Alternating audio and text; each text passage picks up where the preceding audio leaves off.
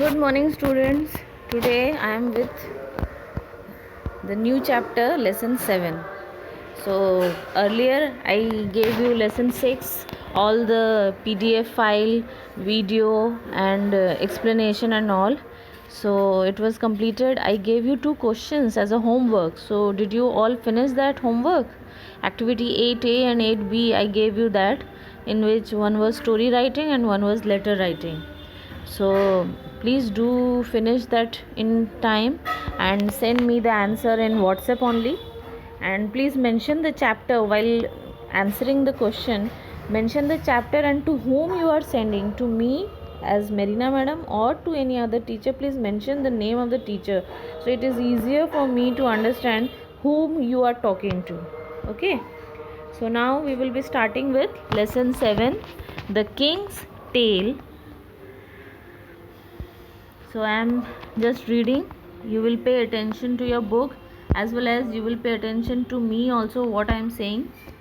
Try to understand that. So now let's start. King Arthur was a king of the Britain several hundred of years ago. He was a very popular and brave king. आज हम जो कहानी पढ़ेंगे उसका नाम है the Kings tell, यानी एक राजा की कहानी, जो हम उसी की ज़ुबानी सुनेंगे. King Arthur was a king of Britain several hundred of years ago. King Arthur नाम का एक राजा था जो कि ब्रिटेन राज्य का राजा था, और आज से हज़ारों साल पहले, 100 of years ago, यानी कई सौ साल पहले या हज़ारों साल पहले वो वहाँ पे राज किया करता था. He was a very popular and brave king. वो बहुत ही पॉपुलर और बहुत ही साहसी राजा था. There are many legends about him. The following tale is an adaptation from the ancient Arthurian legend. और वो एक बहुत ही लेजेंड, मतलब जैसे लेजेंड यानी जिससे हमको सीख मिले, जो एक समाज के सामने एक एग्जाम्पल पेश करता है, ऐसे लोगों को लेजेंड्स कहा जाता है. तो वो एक लेजेंड था लोगों के नज़र में. और ये जो कहानी जो है वो एक अर्थेरियन लेजेंड, जो कि बहुत पुराने समय में बहुत फेमस थे वहाँ के, उसके बारे में यहाँ पे हम पढ़ेंगे, जिसका एक छोटा सा रूपांतर यहाँ पे आपको किया हुआ है. I am going to start the chapter now. Many hundred of years ago, England was ruled by a king called Arthur Pendragon. कई हज़ारों साल पहले इंग्लैंड में एक राजा राज किया करता था जिसका नाम था अर्थर पेनड्रैगन. The king, who was friend and a protector to all his people, was fair to everyone. वहाँ का राजा यानी अर्थर पेनड्रैगन जो था वो बहुत ही फ्रेंडली था लोगों के साथ, और लोगों को दोस्त जैसे प्यार करता था और प्रोटेक्ट भी करता था, सुरक्षा देता था हर मुसीबत से, और हर एक के साथ समान व्यवहार करता था. कि वो हमेशा ऐसा नहीं करता था कि कोई बड़ा लोग है तो उसको बड़े लोग के हिसाब से ज़्यादा सम्मान देना, छोटे लोग को छोटा समझना, ऐसा नहीं करता था. वो हर एक के साथ समान व्यवहार करता था, हर एक को बराबर समझता था. The people of Britain lived in peace and happiness, tending their flocks and tilling their fields. और ब्रिटेन में रहने वाले जितने भी लोग थे, ऐसे राजा के शासन के कारण वो बहुत ही खुश थे, बहुत शांत थे और अपना जीवन बिता रहे थे फ्लॉक्स के बीच में. और टिलिंग, फ्लॉक्स यानी मवेशी जानवर पालना, और टिलिंग यानी प्लॉइंग करना, यानी ज़मीन को जोतना. तो वहाँ की जो प्रजा जो थी वो या तो पशुपालन में अपना लाइफ बिता रही थी या तो फिर खेती करके अपना जीवन जी रही थी. King Arthur Pendragon had married the beautiful lady Igraine and had a son. This child was the heir to the royal throne. King Arthur Pendragon की शादी एक बहुत ही खूबसूरत लेडी से हुई जिसका नाम था लेडी इग्रेने, और इनसे उन्हें एक पुत्र की प्राप्ति हुई. यही पुत्र आगे चल के उनकी राजगद्दी का शासक बना. The king and the queen died soon after the baby boy was born. राजा और रानी दोनों की ही मृत्यु बहुत ही जल्दी हो गई. जब ये बेबी बॉय जन्मा उसके कुछ ही समय के बाद ही राजा और रानी दोनों मारे गए. It was a difficult time. ये बहुत ही मुश्किल भरा समय था। Many of the king's opponent were looking to seize the throne. और राजा की प्रजा में कई ऐसे लोग थे जो राजा की राजगद्दी को अपनाना चाहते थे, उसको कब्जा करना चाहते थे। King Arthur Pendragon had 2 wise counsellor. King Arthur Pendragon के 2 बहुत ही समझदार, बहुत ही बुद्धिमान और बहुत ही चालाक 2 ऐसे काउंसलर थे जिनका नाम था Merlin, a prophet and a magician. Merlin एक काउंसलर था मर्लिन, जो कि भविष्य देख सकता था। प्रोफेट यानी भविष्य बताने वाला, और साथ ही वो एक मैजिशियन भी था, जादूगर भी था। एंड द ब्रेव नाइट, और उसके साथ ही दूसरा जो काउंसलर था वो था ब्रेव नाइट सर उल्फियस। दूसरा व्यक्ति जो था वो था सर उल्फियस, जो कि बहुत ही ब्रेव था और हर काम को वो पूरा करने की ताकत रखता था। they were greatly trusted by the royal family। और रॉयल फैमिली में यानी राजा के परिवार में, पूरे फैमिली में हर कोई इनको आंख मूंद के विश्वास कर सकता था। When the king and the queen were no more, the 2 counselors met Sir Ector, the trustworthy, a loyal subject of the king। जब राजा और रानी दोनों की मृत्यु हो गई तो ये दोनों काउंसलर जाके सर एक्टर नाम के एक व्यक्ति से मिले, जो कि बहुत ही विश्वसनीय व्यक्ति था। और राजा के जितने भी लोग थे लॉयल, जो राजा के बहुत ही वफादार थे, उन लोगों में सबसे विश्वसनीय व्यक्ति था ये कौन? Sir actor. On a cold and windy midnight, तो ये दोनों कौन? मर्लिन और सर उल्फियस दोनों सर एक्टर से एक बहुत ही ठंड भरी रात थी, उस आधी रात में वो उससे जाके मिलने गए। They placed in his hands a baby wrapped in a scarlet cloak. Scarlet यानी एक बहुत ही रेड कलर का कपड़ा, और क्लॉक यानी कपड़ा जो कि लपेटने के लिए यूज़ किया गया है।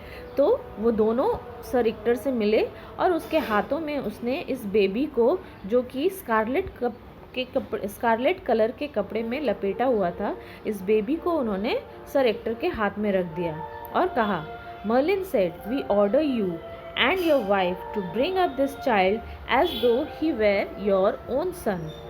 और फिर मर्लिन ने सर एक्टर से कहा कि हम आपको ऑर्डर देते हैं कि आप और आपकी वाइफ दोनों इस बच्चे को ऐसे पालन करो जैसे आप अपने खुद के बेटे को पालते।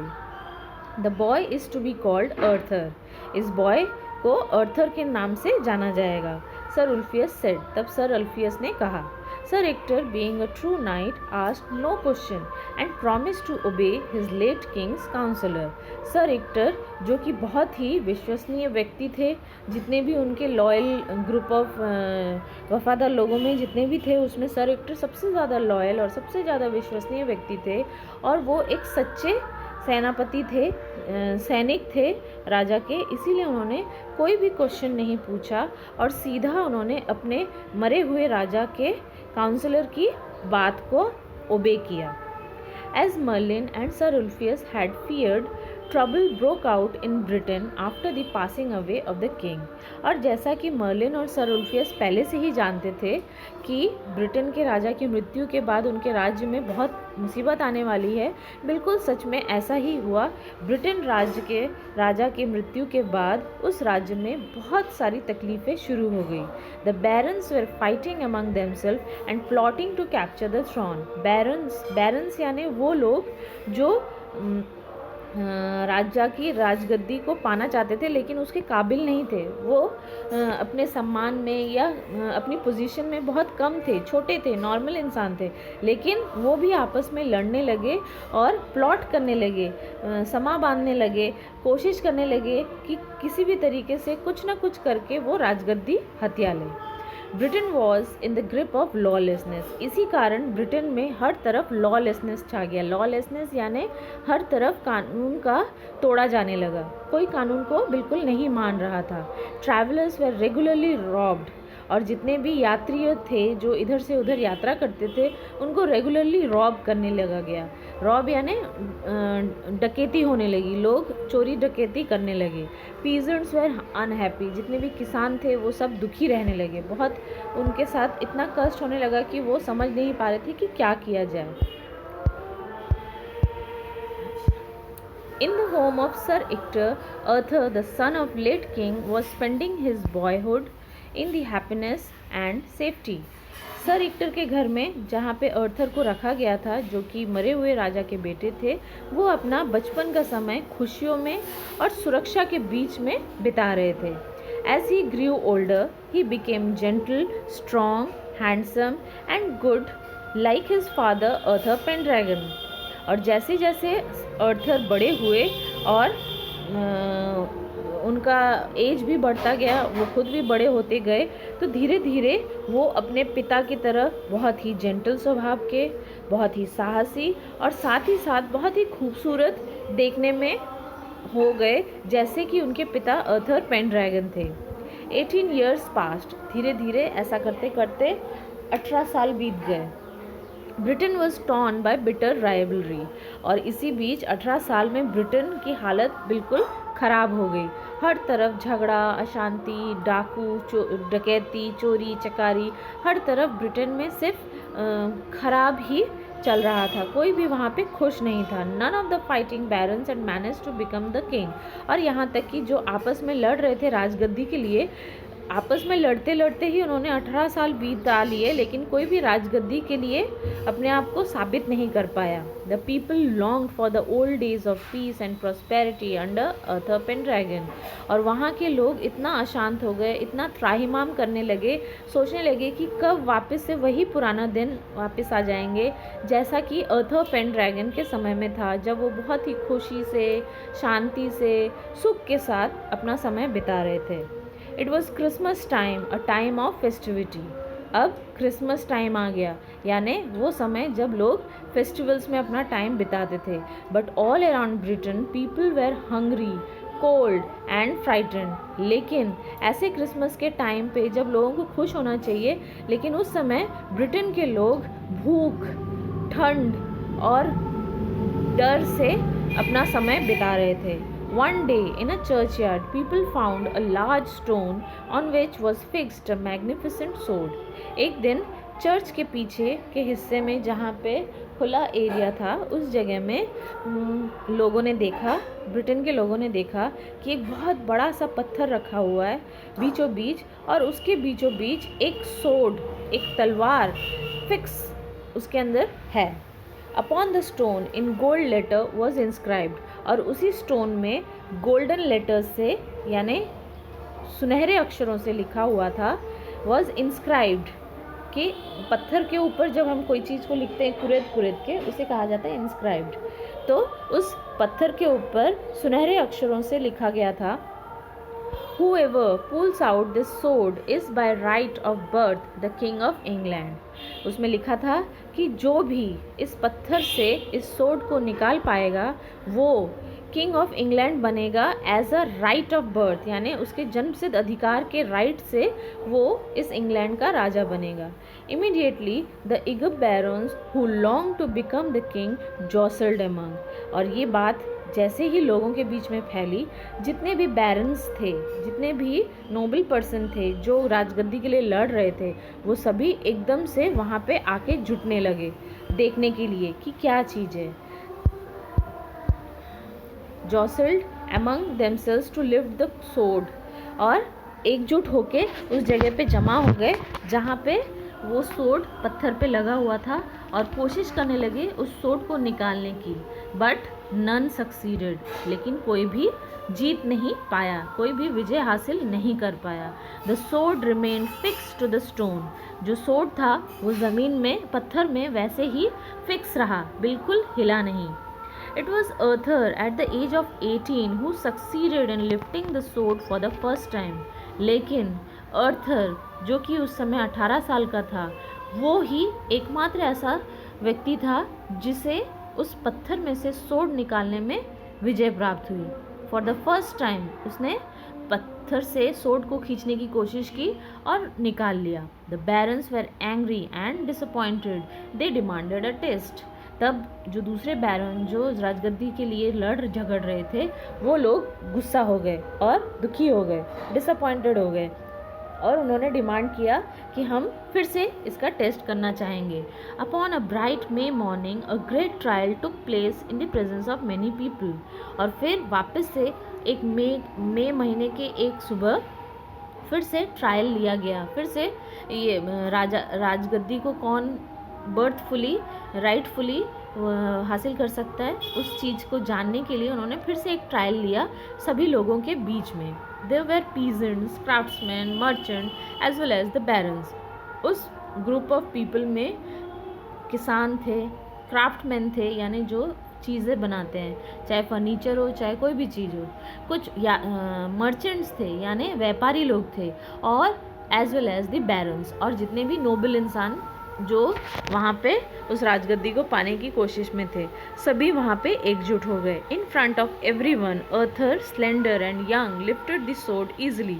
इन सभी के बीच में आर्थर गया और उसने बहुत ही ईजिली उस स्वॉर्ड को उस पत्थर से निकाल लिया। The crowd hailed him as king as the king. और जैसे ही भीड़ ने ये देखा तो वो सभी एक साथ एकजुट होकर चिल्लाने लगे, यही हमारा राजा है। After becoming the king of England, Arthur's first duty was to secure peace in England. राजा बनने के बाद आर्थर का सबसे पहला ड्यूटी था कि इंग्लैंड में सबसे पहले शांति लेके आई जाए। He was helped by wise Merlin, like his father Arthur was concerned about the good of the common people. और इस काम में उसकी मदद की बहुत ही विश्वसनीय और चतुर मर्लिन ने। जैसा कि मर्लिन उनके पिता आर्थर के पिता की मदद किया करते थे जिससे कि लोग खुश रहे, कॉमन इंसान अच्छी अवस्था में रहे, बिल्कुल वैसे ही उसने आर्थर की भी मदद की, जो अपने पिता की ही तरह कॉमन लोगों को यानी नॉर्मल किसान, दूसरे काम करने वाले मिस्त्री लोग, कारपेंटर लोग, हर एक को वो एक नज़र से देखता था, बिल्कुल अपने पिता की तरह। King Arthur fought battle so that no one could ill treat the humblest of his subject. King Arthur ने कई सारे युद्ध लड़े और could ill treat battle so that no one could ill treat the humblest of his subject। King Arthur ने बहुत सारे युद्ध लड़े और युद्ध इसलिए लड़े जिससे कि उसके राज्य के लोगों को कहीं भी दुख का, कष्ट का या खराब व्यवहार का सामना ना करना पड़े। इसलिए उन्होंने कई सारे युद्ध लड़े और उसे जीत लिया जिससे कि वो लोग उसके अंडर में रहे और दूसरे लोगों के साथ खराब व्यवहार ना करें। King Arthur had lost his royal sword in a battle. एक बार किंग आर्थर एक युद्ध में अपना रॉयल सोर्ड घुमा दिए। One day Merlin took him to a valley of sweet smelling flower. तब मर्लिन उन्हें एक बहुत ही खूबसूरत से वैली में लेके गया जहाँ पे बहुत ही खूबसूरत फूल खिले हुए थे जिसकी खुशबू बहुत ही मनमोहक थी। At the edge of the plain there was a deep lake. और उसी वैली में जाते जाते उन्हें एक बहुत अच्छा सा किनारा दिखा जो कि जहाँ पे डीप लेक था, एक लेक था जो कि बहुत गहरा था और पानी से भरा हुआ था। As Arthur approach the lake, जैसे ही आर्थर उस लेक के पास पहुँचे, a beautiful arm with golden bracelet rose from the water. एक बहुत ही खूबसूरत हाथ उस पानी के बीच में से निकला जिसमें बहुत ही सुंदर और गोल्डन ब्रेसलेट पहना हुआ था, जो कि रोज़ ब्रेसलेट जो था उसमें रोज़ बना हुआ था, और वो हाथ उस पानी के बीच में से निकला। The hand held a sword set with rubies and emerald. और उस हाथ में एक तलवार थी जिसमें रूबीज और इमरल्ड जैसे बहुत ही कीमती पत्थर जड़े हुए थे। This is the Excalibur, Merlin said. तब मर्लिन ने कहा, इस तलवार का नाम एक्सकैलिबर है। Only an honest and fearless knight who protects the common people can possess this sword. और सिर्फ वही व्यक्ति जो ईमानदार है, जो किसी से डरता नहीं है, जो कॉमन लोगों को दूसरों से बचाता है, वो ही एकमात्र इस सोर्ड का काबिल है। King Arthur accepted the enchanted sword from the mysterious hand appearing from the depth of the lake। King Arthur ने एकदम मदहोश जैसे उस सोर्ड को हाथ बढ़ा के अपने पास ले लिया, और जो हाथ उस डीप लेक में से निकला हुआ था उसको उसके ऊपर उसका मतलब ऐसा लग रहा था जैसे उस हाथ ने उसको मदहोश कर दिया है, उसको और कोई ख्याल नहीं आया। वो सीधा सामने गया और उसने वो सोर्ड अपने हाथ में ले लिया। I shall never use this magic sword for any personal benefit, king Arthur declared. और लेने के बाद उसने कहा कि मैं कभी इस सोर्ड को गलत नज़रिए से या गलत मंशा से मैं कभी भी इसे यूज़ नहीं करूँगा, हमेशा इसे लोगों के हेल्प के लिए, लोगों के बेनिफिट के लिए ही मैं इसे यूज़ करूँगा, ऐसा अर्थर ने सोर्ड लेते हुए कहा। King Arthur could gift peace and prosperity to England. King Arthur ने इसके बाद इंग्लैंड में हर एक को शांति, खुशहाली, सुख का जीवन एज अ गिफ्ट दिया। The greedy barons were unhappy with king Arthur because he was gentle and just. जो बहुत ही लालची जो लोग थे, जो किंग अर्थर की गद्दी पाना चाहते थे, वो सभी बहुत नाखुश थे क्योंकि किंग अर्थर जो था वो सभी के प्रति समान, जस्ट, प्यार, दयापन ऐसा बिहेवियर करता था जिसके वजह से वो सभी किंग अर्थर से दुखी थे। He married the beautiful lady Guinevere, daughter of the king of Cornwall. बाद में आगे जाकर किंग अर्थर ने गुनिवेरा नाम की एक बहुत ही खूबसूरत लेडी से शादी की जो कि कॉर्नवॉल नाम के राजा की बेटी थी। On the wedding day, Merlin took him to a richly glided pavilion painted crimson and dark blue. शादी की रात मर्लिन राजा को एक बहुत ही खूबसूरत से पेविलियन में, यानी एक ऐसा मंच जैसा बनाया था जो कि बहुत ही खूबसूरत था और उसमें सोने जैसे जड़े हुए थे हर तरफ, पेंटेड क्रिम्सन कलर का वो पेंट किया हुआ था और बीच बीच में कहीं पे डार्क ब्लू कलर भी यूज़ किया गया था उस पेविलियन में। द फ्लोर वॉज मार्बल्ड, जो फर्श जो थी वो मार्बल की बनी हुई थी। In the middle of the room was a huge round oak table richly curved capable of sitting 50 people. और उसके बीचों बीच एक बहुत बड़ा सा, उस घर के बीचों बीच एक बहुत बड़ा सा ह्यूज सा टेबल था जो कि ओक ट्री के लकड़ी से बना हुआ था, इसलिए उसे ओक टेबल कहा गया। वो बहुत ही बड़ा, राउंड और बहुत ही सुंदर नक्काशी से भरा हुआ था और उस ह्यूज से टेबल में एक साथ कैपेसिटी थी 50 लोगों के बैठने की। This was the famous round table around which gathered king earthers devoted night. और ये वही फेमस टेबल था जिसके चारों तरफ किंग अर्थर के बहुत ही विश्वसनीय, बहुत ही लॉयल और बहुत ही डिवोटेड नाइट्स जो उसके लिए काम किया करते थे वो उसके चारों तरफ गैदर हुए, इकट्ठा हुए। These knight promised that they would help the helpless, be gentle to the weak and to punish the wicked. और इसी टेबल के चारों तरफ जब अर्थर सामने थे तब इन सभी नाइट्स ने किंग अर्थर को प्रॉमिस किया कि एक दिन वो सभी जिनको हेल्प की ज़रूरत है, जो दुखियारे हैं, जिनका कोई सहारा नहीं है, उनको वो हेल्प करेंगे। जो वीक हैं उसको दया भाव से देखेंगे, उसको दया के साथ उसका सम्मान भी करेंगे और जो क्रूर हैं उसको वो पनिश करेंगे। To keep their vows the knight undertook countless hazardous adventure. और इस जो कसम उन्होंने खाई थी उस कसम को पूरा करने के लिए ये जितने भी नाइट्स थे इन्होंने कई सारे एडवेंचरस युद्ध लड़े जिनमें कई लोगों को बहुत नुकसान हुआ, बहुत क्षति हुई, इंसान, जान, माल, सब चीज़ की। लेकिन फिर भी उन्होंने अपनी उन्होंने जो एक वचन दिया था उस वचन को उन्होंने आखिरी दम तक निभाया। The stories of their goodness and kindness spread through out the country. और ये जो स्टोरी लोगों के बीच में फैलने लगी, एक शहर से दूसरे शहर फैलने लगी कि जो राजा के जो नाइट्स हैं वो कितना दयालु हैं, वो कितने अच्छे हैं और किस तरह वो लोगों की मदद कर रहे हैं। ये ख्याति उनकी, ये जो प्रसिद्धि थी उनकी, जो ये खासियत थी, ये लोगों में एक शहर से दूसरे शहर, दूसरे शहर से तीसरे शहर, एक कंट्री से दूसरे कंट्री तक फैलने लगी। King Arthur ruled for many happy years and grew old with time. धीरे धीरे किंग अर्थर इसी तरह कई साल जिए और धीरे धीरे एक समय ऐसा आया जब वो बहुत ओल्ड हो गए, बहुत बूढ़े हो गए। Many of his trusted night had perished during their adventure.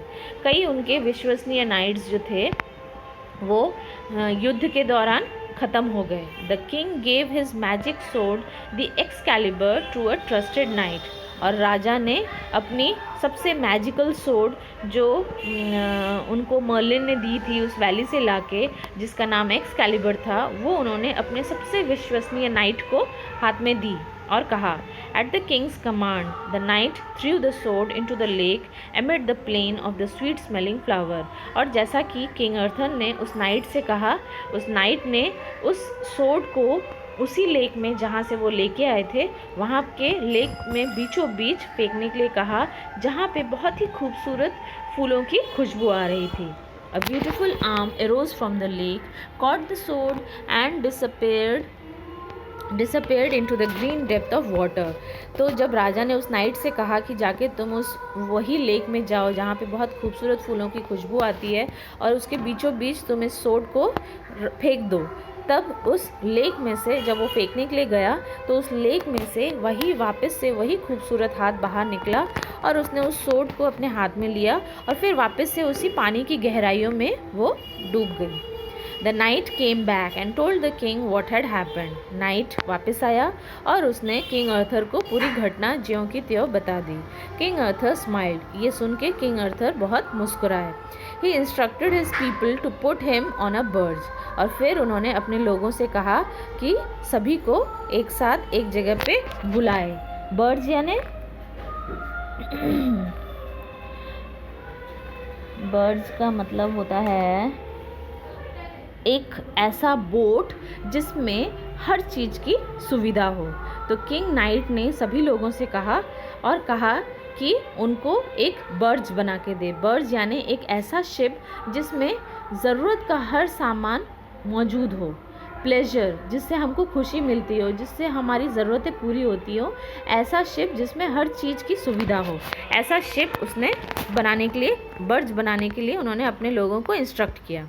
It was the hour of Twilight. और उसके बाद एक दिन जब ट्विलाइट का समय आया, यानी चांदनी की रोशनी हर तरफ फैली हुई थी, ऐसा समय आया।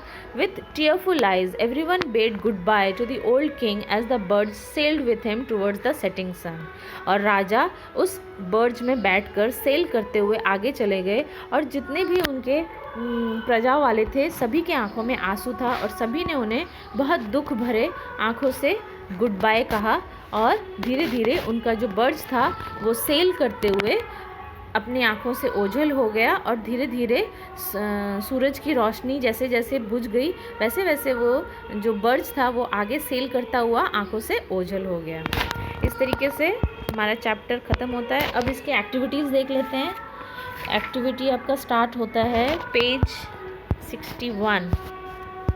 यहाँ लास्ट में आपको एक्टिविटीज़ दिया हुआ है, आप पेज नंबर खोलो। हाँ अच्छा, आप लोग ये पेज नंबर 11 में देखो, मैंने आपको वर्ड्स अंडरलाइन किया हुआ है और साथ में मैंने उसका मीनिंग भी लिख दिया है। आप लोग इसे अपने कॉपी में एज अ वर्ड नेस्ट उतार लेंगे देख देख के, क्योंकि एग्ज़ाम में इसमें से पूछा जाता है आपको इंग्लिश मीनिंग। अच्छा, अब हम चलते हैं एक्टिविटी 1 पेज 61।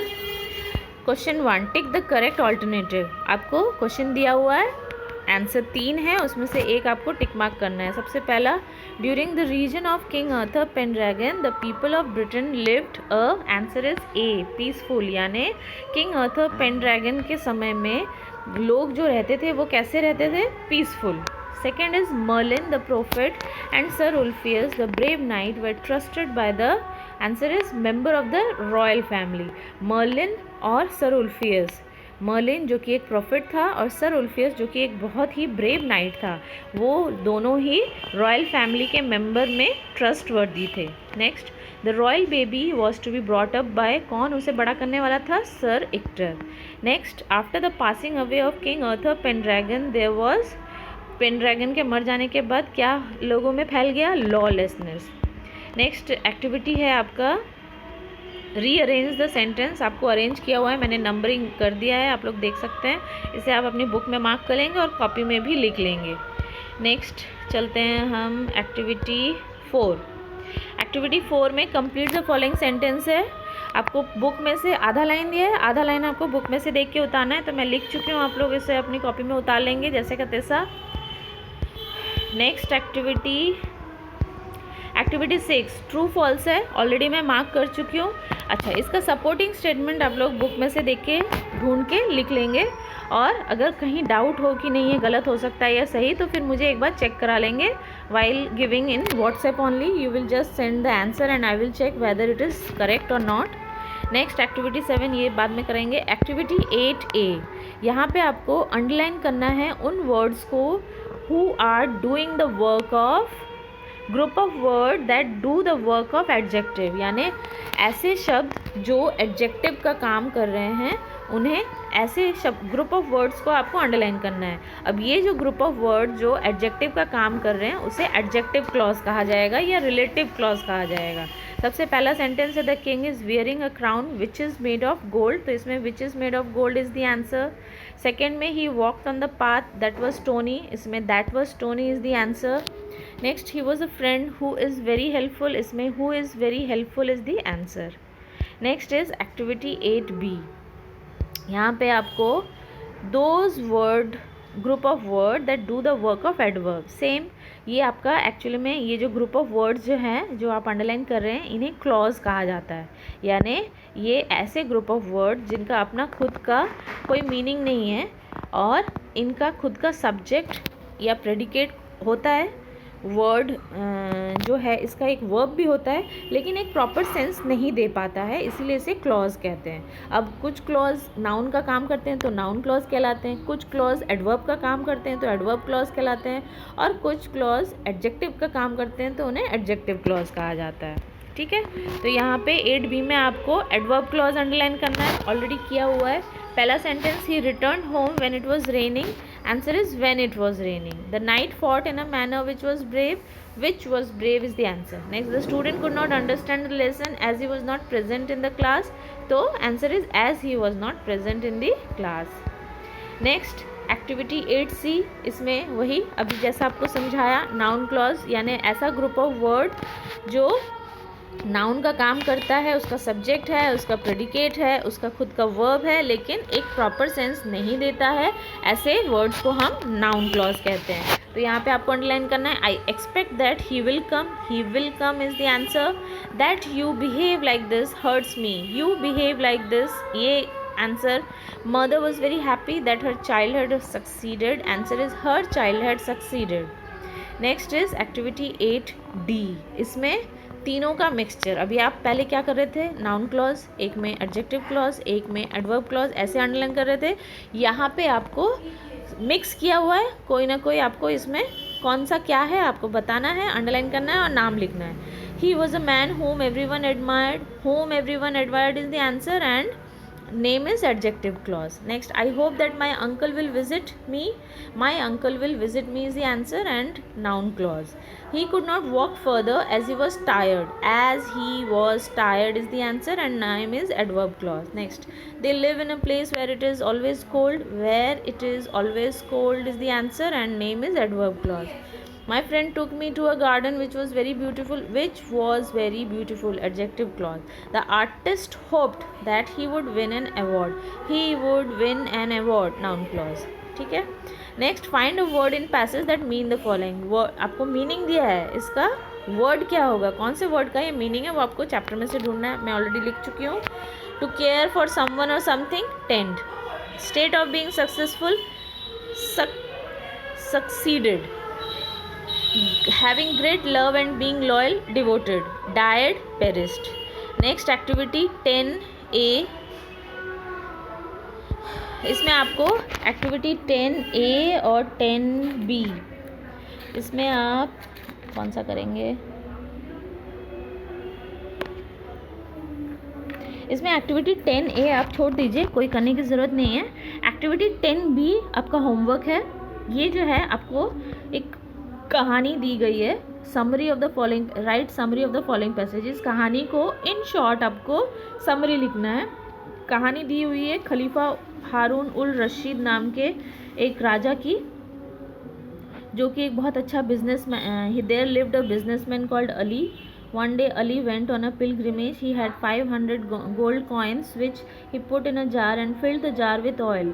अच्छा, तो ये कहानी आप पढ़ेंगे और इसका समरी आप इन शॉर्ट लिखेंगे, जिसमें आपका मेन पॉइंट्स रहना चाहिए, मेन पॉइंट्स के हिसाब से आपका समरी होना चाहिए। ये टोटल 190 वर्ड में है, लेकिन आपको समरी में जितना आप छोटा कर सकेंगे उतना आपके लिए अच्छा होगा। तो पूरा समरी पढ़ के फिर आप इसको सॉल्व करेंगे। तो इस तरीके से ये चैप्टर यहीं ख़त्म होता है। अच्छा, इसका मैंने देख लो, एक्टिविटी 3, एक्टिविटी 5, एक्टिविटी 7, ये सारे क्वेश्चन और आंसर मैंने आपको लिख दिए हैं, तो ये आप अपनी कॉपी में नोट करेंगे। और एक्टिविटी 10B होमवर्क में आप सॉल्व करेंगे और मुझे इन व्हाट्सएप शो करेंगे what you have written, and I will check whether it is correct और नॉट, और इज़ देयर एनी मिस्टेक्स और not. Okay, so that's all for today. Have a nice day. Bye. Thank you.